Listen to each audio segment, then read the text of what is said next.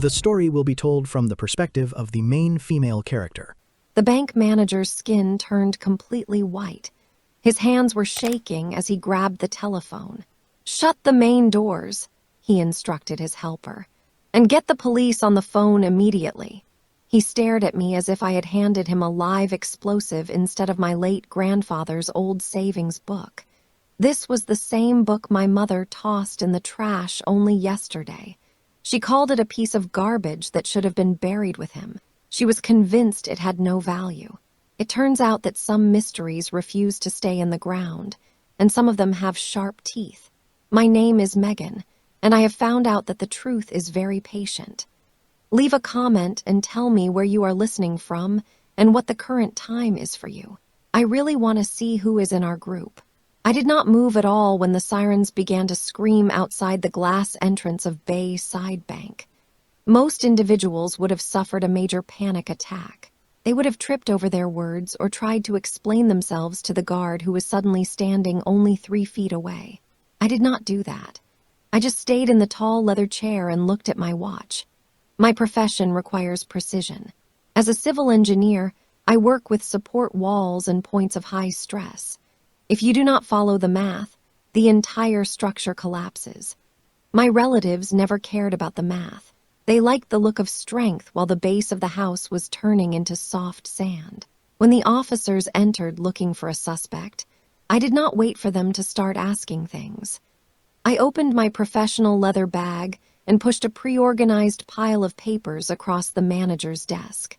Everything was there: my personal ID, my grandfather's death certificate, and a copy of his final will that named me as the only person in charge.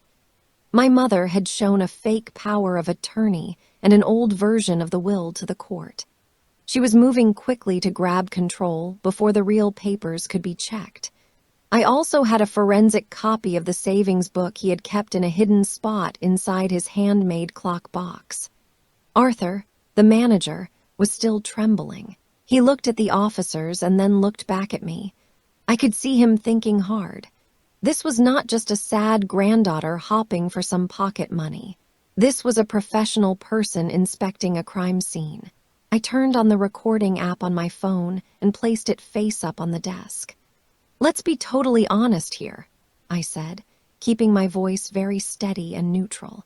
"The police are not here because I broke any laws. You brought them here because there has been a red flag on this account for 10 years.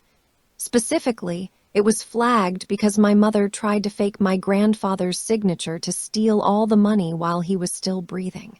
Arthur took a deep breath, and his eyes shifted toward the main officer. He gave a slow nod. The account was definitely flagged. He confessed that in 2015, a woman claiming she had legal power of attorney tried to send a wire for $3,500,000 to a fake construction company. The signatures looked about 80% correct, but the bank's security system spotted the errors. "We refused the request, but the person disappeared before we could start a real investigation," he explained. I did not shed any tears. I did not ask why it happened. My own mother was willing to steal from a man on his deathbed. I already understood the reason. In our family, love was like a paid service, and I had stopped paying that bill a long time ago. I simply looked at the officer and pointed toward the visitor log. "My mother and my brother are at the big house right now selling my grandfather's furniture before he is even buried in the ground. They believe I am the weak one who cares too much. They think I am just a girl who likes to draw lines on paper." I leaned forward, and my shadow covered the manager's desk like a structural inspection report. "But I pay attention to things," I said. "I notice when the foundation is rotting.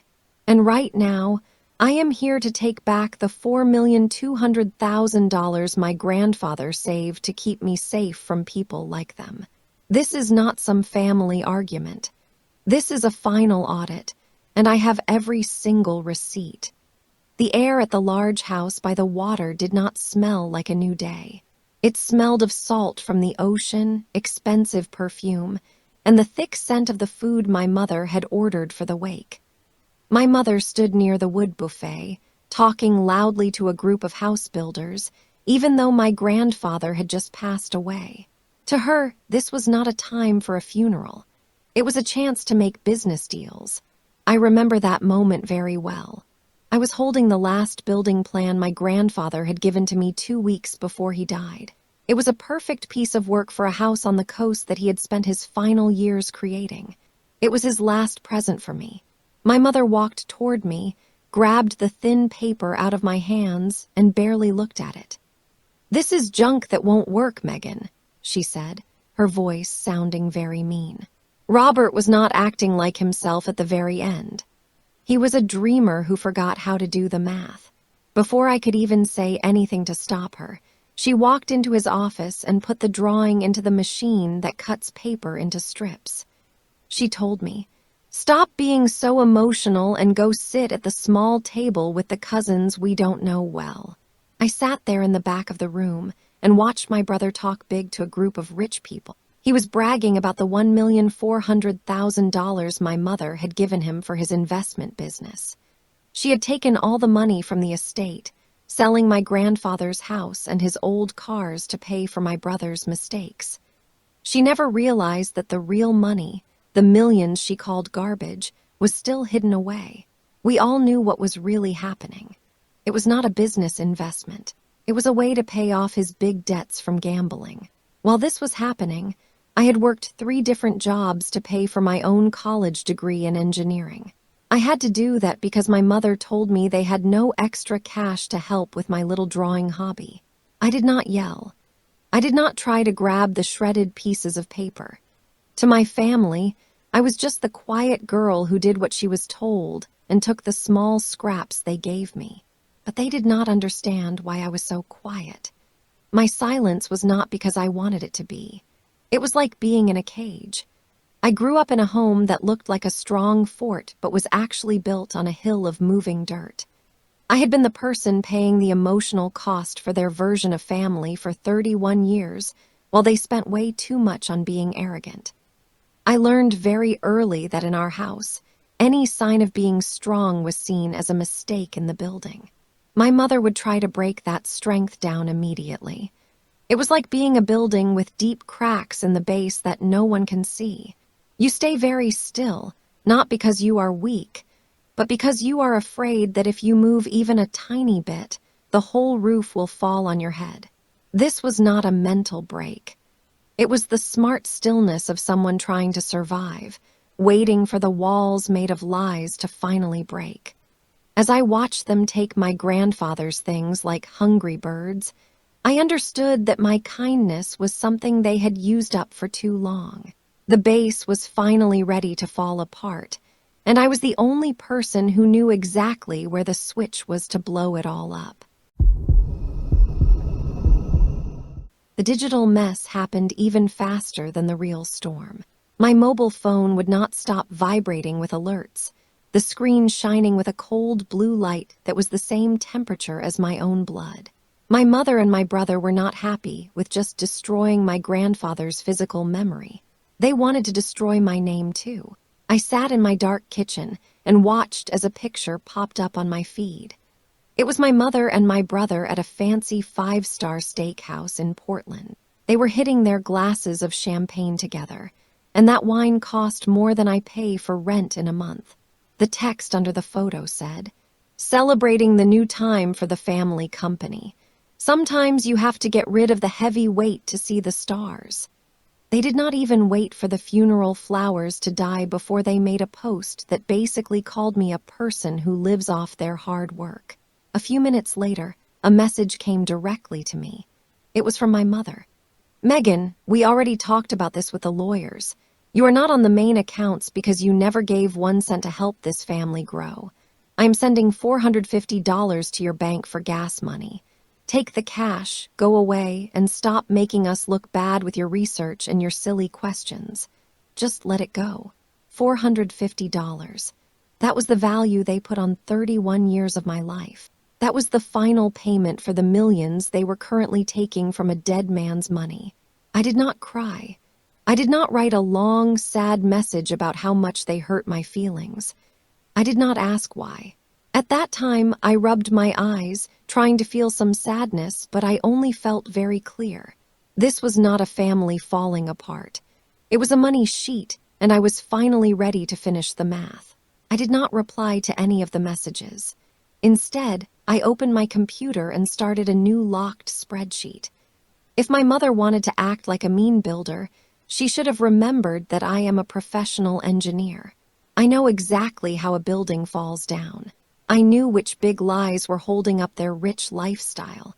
By 1 in the morning, I was not just the daughter everyone ignored. I was the main investigator in my own secret fight. I called an old friend who now ran a small company that does forensic checking of money. I did not tell him a story. I gave him a job. I need every building permit, every bank transfer, and every fake signature my mother ever wrote on a piece of paper, I told him. My kindness was a luxury for them.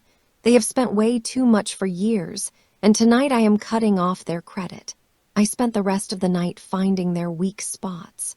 While they were celebrating at an expensive restaurant, I was busy doing the math on the evidence that was going to destroy their world. They were not surprised by what they did. They were surprised that I stopped doing what they wanted. Inside, my computer screen was glowing with a different kind of morning light, the kind made of numbers, facts, and quiet payback. I went back to the house by the water while a thick fog covered the whole coast. The house felt empty without my grandfather, but I was not there to be sad. I was there for the main plan. I walked past the room where my mother had destroyed my grandfather's final building drawing. My feet were silent on the wood floors. I was going to the clock box, a huge and complicated machine my grandfather spent 30 years making. To my mother, it was just a piece of junk that did not work. To an engineer, it was a work of art with hidden wheels and exact tension. I pushed the brass handles in the order my grandfather taught me when I was only 10 years old.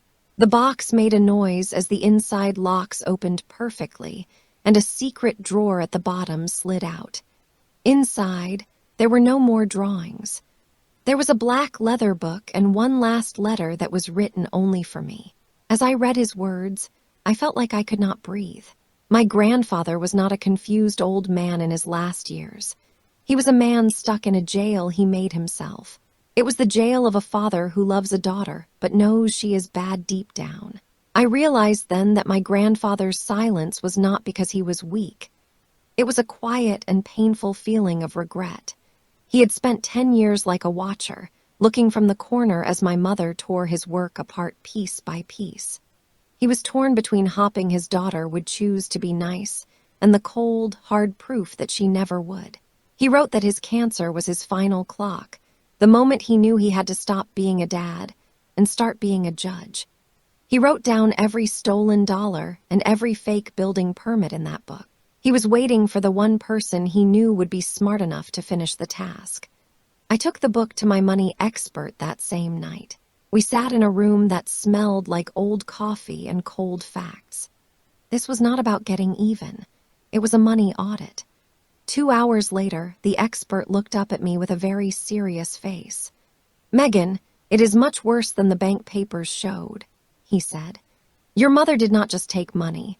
She made a fake company called Shoreline Structures LLC. Over the last 5 years, she moved $1,400,000 through that fake company to pay for your brother's gambling debts and people he owed money to. The final blow came at 3 in the morning. We found the digital copies of the papers used to take out the money. The signature at the bottom was a very bad, heavy copy of my grandfather's name. As a civil engineer, I have spent my whole life looking at how my grandfather wrote on thousands of building plans.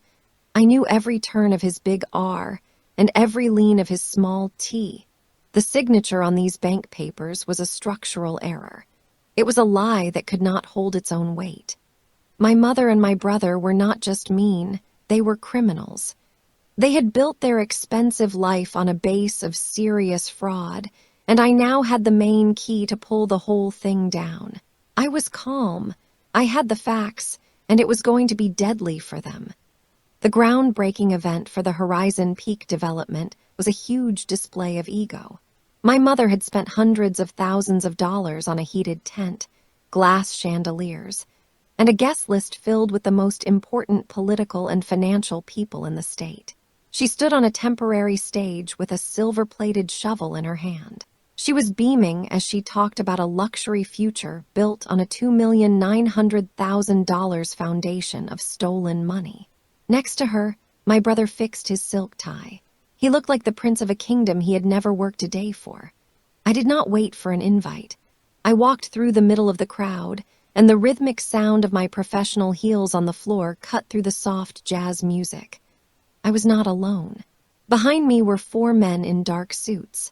They were federal marshals who had spent the last 48 hours looking at my locked spreadsheet and the book from my grandfather's clock box. Their search had gone beyond family theft. It was now about interstate money laundering and tax crimes through my brother's fake companies. This was a federal arrest. My mother saw me, and her smile did not just go away. It turned sour. She stepped off the stage and spoke in a low voice meant only for me. "Megan, you pathetic dreamer, get out. You are making the family look stupid. I told you to take the gas money and disappear." I looked at her. "I am not here as your daughter, Valerie," I said. My voice was very professional and steady. It sounded across the quiet room like a report about a building failing. "I am here as the person in charge of Robert's estate, and I am here to tell you that the inspection is finished." I handed her the money audit. As she looked through the proof of the $1,400,000 moved through shoreline structures, her hands started to shake. The woman who was so arrogant just a moment ago fell to her knees in her expensive dress. Her face was a mask of fear. "Megan, please," she whispered. Her eyes were red as she looked at the cameras. "We are family. Think of your brother's future. We can fix this in private. We can give you a place in the business." I looked down at her and felt nothing but the cold truth of a finished math sheet. "You do not understand, Mother. I stopped being family the moment you put my grandfather's life's work into a paper shredder." I watched the people in the crowd move away from her. The room became very silent. This was the truth of her world. My mother's power was never a strong wall. It was just a rental. Her power, her status, and her social spot were all a costume paid for with a dying man's savings. Without the stolen millions, there was no base. There was only a small, scared woman holding a silver shovel she did not own. She had cared so much about having money that she forgot how to be a person of character. "Take them," the head marshal said. The sound of the handcuffs locking around my mother's wrists was the most exact sound I had ever heard. As they took her and my brother out past the shocked investors, I did not look back. I did not have to. The wall of their lies had finally broken at the stress point, and it was time for a new builder to take over.